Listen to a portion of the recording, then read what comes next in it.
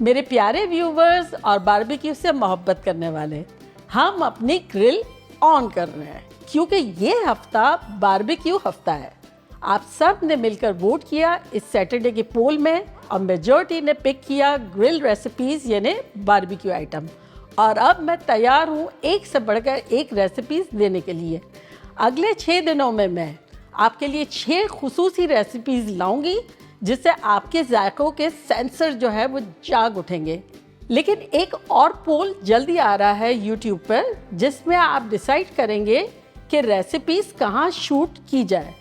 आपके ऑप्शंस हैं चूल्हे पर, आउटडोर ग्रिल, अवन या एयर फ्रायर।